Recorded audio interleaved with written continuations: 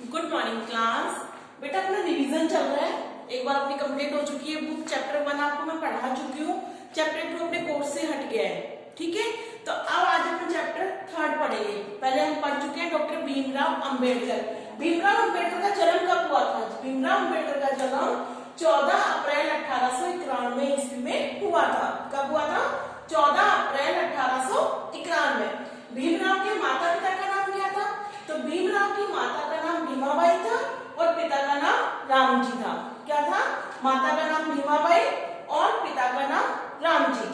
भीमराव का विवाह कब और किससे हुआ था?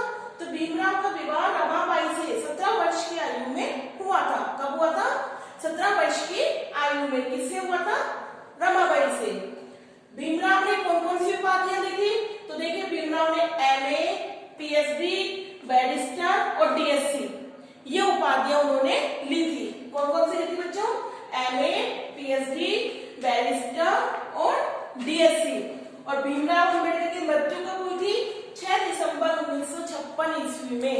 कब हुई थी? 6 दिसंबर 1956 ईस्वी में। तो बच्चों, भीमराव अम्बेडकर अछूत जाति में उनका जन्म हुआ था, जिस कारण उनको बहुत सी मुसीबतों का सामना करना पड़ा। अब फटाफट बुक खोलिए आप लोग। एक समय भारत में अस्पृश्यता का विष बड़े पैमाने पर फैला हुआ था। अस्पृश्यता मतलब होता है छुआछूत। छोटी जाति के यहाँ पे बड़ी जाति के लोग नहीं जाते थे, कुएं पे पानी नहीं पीते थे, हाथ नहीं लगाते थे, ये सब छुआछूत भेदभाव। परंतु प्रतिभा न तो किसी जाति को जानती और न धर्म को। ऐसे ही एक प्रतिभाशाली बालक का जन्म एक अछूत मानी जाने वाली महान जाति में हुआ। नाम था भीमराव। भीमराव का जन्म मध्य प्रदेश के महू छावनी में 14 अप्रैल 1891 में हुआ। कहाँ हुआ था? मध्य प्रदेश के महू छावनी में। मध्य प्रदेश के महू छावनी में कब हुआ था? 14 अप्रैल 1891 में। उनके पिता का नाम रामजी और माता का नाम भीमाबाई था। रामजी सेना में सूबेदार अध्यापक थे। क्या काम करते थे उनके पिता? सेना में सूबेदार अध्यापक। भीमराव 6 वर्ष के थे तभी उनकी माता का देहांत हो गया। रामजी कबीरपंथी थे, वे अपने बच्चों को भी भजन और दोहों का अभ्यास कराते थे। बालक भीमराव के मन पे उनका गहरा प्रभाव पड़ा था। किसका? कबीरदास जी का। भीमराव की प्रारंभिक शिक्षा दापोली और सतारा में हुई थी। भीमराव अछूत मानी जाने वाली जाति में जन्मे थे। मैंने आपको पहले ही बताया, अछूत जाति या छोटी जाति में उनका जन्म हुआ था। इसलिए बचपन से ही उन्हें अनेक कष्ट भोगने पड़े। स्कूल में उन्हें अलग बैठना पड़ता, दूसरे बालक उन्हें छूने से भी बचते। तब बालक भीमराव के मन में सदा एक ही प्रश्न उठता कि मुझसे में ऐसा क्या दोष है जो सब मुझसे दूर होता था। स्कूल में उनके साथ कैसा व्यवहार होता कि कोई भी बच्चा उनके पास नहीं बैठता था, उनको अलग रखा जाता था सबसे, यानी उनको अपमानित फील होता था, अपमानित महसूस होता था। बालक भीमराव पढ़ने में कुशल थे, इसलिए अध्यापक उन्हें बड़ा स्नेह करते थे। एक ब्राह्मण शिक्षक थे भागवत अंबेडकर। क्या नाम था? भागवत अंबेडकर। वे भीमराव को न केवल पढ़ाते बल्कि प्रेम पूर्वक खाना भी खिला दिया करते थे। उनकी प्रेरणा से ही भीमराव ने अपने नाम के आगे अंबेडकर शब्द जोड़ा। तो ये क्वेश्चन भी है कि भीमराव ने अंबेडकर शब्द क्यों जोड़ा? तो भीमराव के एक अध्यापक थे भागवत अंबेडकर। वे भीमराव को पढ़ाने के साथ साथ उनको प्यार से खाना भी खिलाते थे, इसीलिए भीमराव ने अपने नाम के आगे अंबेडकर जोड़ा। क्लियर? भीमराव को अपने जीवन में बार बार अपमान का घूंट पीना पड़ा। नाई ने उनके बाल काटने से मना कर दिया। एक बार गाड़ीवान ने उन्हें अपनी गाड़ी में बैठने से इनकार कर दिया। उन्हें बड़ी जाति वालों के कुओं पर पानी पीने से रोक दिया जाता था। भीमराव मन न सोचकर पढ़ने लिखने में लगे रहे। ठीक है, तो ये सब उनके साथ क्यों? क्योंकि वो एक छोटी जाति के थे, तो ना कोई उन्हें अपनी गाड़ी में बैठाता था, ना उन्हें कोई पानी पिलाता था। ठीक है, उनके साथ कोई रहना पसंद ही नहीं करता था। लेकिन भीमराव पढ़ाई में बहुत अच्छे थे। उन्होंने अपना सारा ध्यान केवल अपनी पढ़ाई में ही लगाया। सन 1904 में रामजी अपने परिवार को मुंबई ले गए। रामजी कौन थे? भीमराव अम्बेडकर के पिता। वहां भीमराव को एल्फिंस्टन हाई स्कूल 9वीं कक्षा में भर्ती कराया। पढ़ते समय 17 वर्ष की अवस्था में उनका विवाह रमाबाई के साथ कर दिया, क्योंकि उस समय बाल विवाह की प्रथा प्रचलित थी, मतलब बच्चों का ही विवाह कर दिया जाता था। ठीक है ना? तो उनकी विवाह कब हुआ? 17 वर्ष की अवस्था में। भीमराव ने 1907 में हाई स्कूल की परीक्षा बहुत बड़ी बात थी, क्योंकि छोटी जाति के लोग ज्यादा पढ़ाई नहीं करते थे, लेकिन पहली बार ऐसा हुआ था कोई हाई स्कूल इसने पास कर ली हो। अतः सबने उसकी खूब प्रशंसा की। बड़ौदा नरेश ने आगे की पढ़ाई जारी रखने के लिए उन्हें 20 रुपए मासिक छात्रवृत्ति दी। बीए की परीक्षा उत्तीर्ण करने के बाद भीमराव महाराजा बड़ौदा की सेना में लेफ्टिनेंट पद पर नियुक्त हुए, पर तभी पिता का भी देहांत हो गया। दुखी भीमराव को बड़ौदा जाकर नौकरी करना पसंद नहीं आया। कुछ दिनों बाद बड़ौदा नरेश ने मेधावी भीमराव को छात्रवृत्ति देकर उच्च शिक्षा के लिए अमेरिका भेजा। देखो बच्चों, जो पढ़ने वाला होता है उसकी सभी कोई मदद करता है। अब भीमराव अम्बेडकर छोटी जाति के थे, गरीब परिवार से थे, लेकिन उनकी पढ़ाई में वो इतने अच्छे थे कि बड़ौदा नरेश ने उनकी मदद करी और पढ़ने के लिए कहाँ भेजा? अमेरिका। अमेरिका पहुंचकर भीमराव अध्ययन में जी जान में जुट गए। वहां वे बहुत कम खर्च करके अपना काम चलाते थे, पर उत्तम पुस्तकें खरीदने में कंजूसी नहीं करते। वो खाने पीने में कंजूसी कर रहे हैं, कपड़ों में कंजूसी कर रहे हैं, लेकिन पुस्तक खरीदने में कंजूसी नहीं करते थे। अमेरिका में अध्ययन करके भीमराव ने एमए और पीएचडी की उपाधियां प्राप्त की। अंडरलाइन करो, कौन सी? एमए और पीएचडी। सन 1916 में भीमराव लंदन पहुंचे।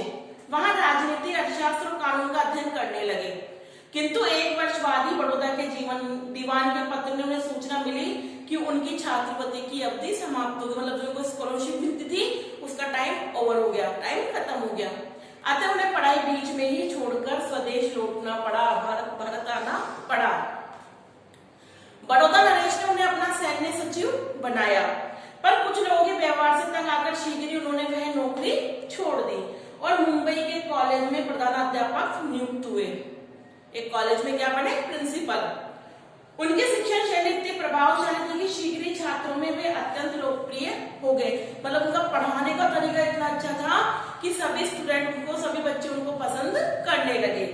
डॉक्टर भीमराव की ज्ञान पिपासा बहुत प्रबल थी, मतलब नया ज्ञान प्राप्त करने की इच्छा जागृत, ठीक है, जिज्ञासा। उसे शांत करने के लिए जुलाई 1920 में वे फिर लंदन गए। पहले कहाँ गए थे?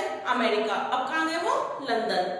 वहां पुस्तकालय में बैठकर लगातार 12 घंटे तक मनोयोग से पढ़ते, मतलब पूरे तल्लीन होकर पढ़ते, दिमाग कहीं तो उधर नहीं लगाते, केवल पढ़ाई में ही लगाते।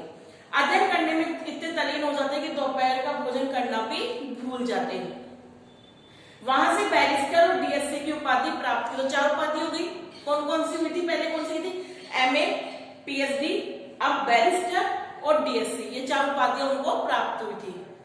1923 में वे भारत लौटे। उन्होंने मुंबई में आकर वकालत प्रारंभ कर दी, साथ ही दीन दलितों की सेवा का काम भी। नहीं, दीन बिल्कुल दुखी, जो अछूत जाति के हैं, बिल्कुल गरीब हैं, वो दीन दलितों की सेवा उन्होंने चालू कर दी।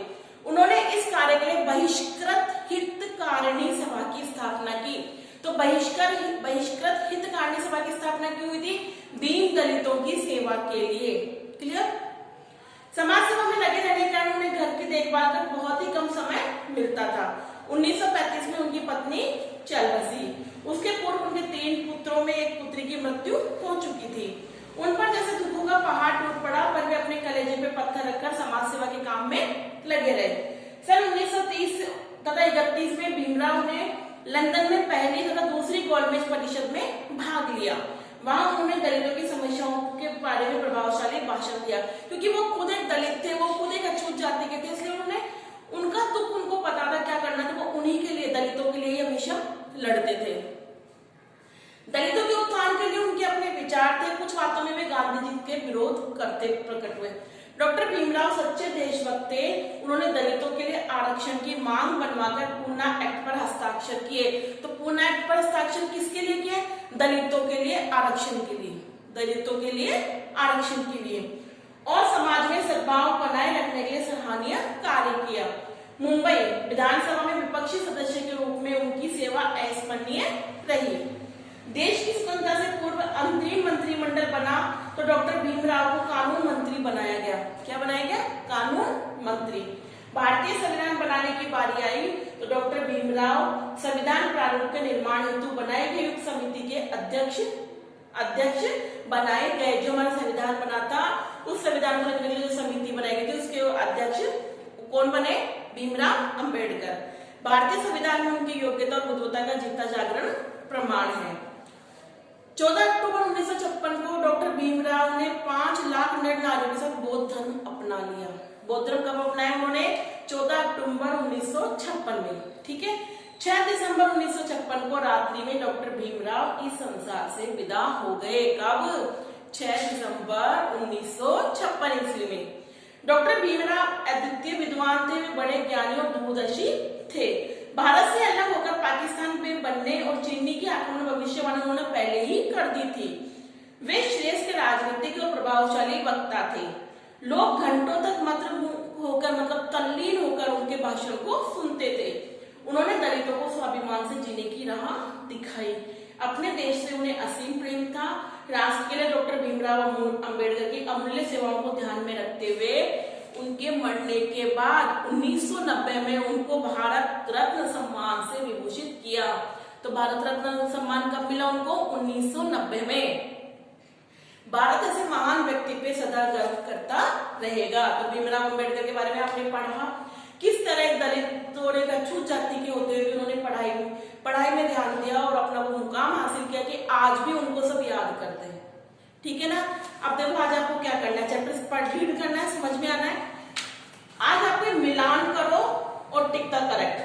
चैप्टर पढ़ के अपने आप करोगे मिलान और टिक द करेक्ट। ये 2 कॉपी में करके मुझे सेंड करोगे। ठीक है, मिलान करो और tick the correct. Question answer मैं आपको कल बताऊंगी। ठीक है, थैंक यू।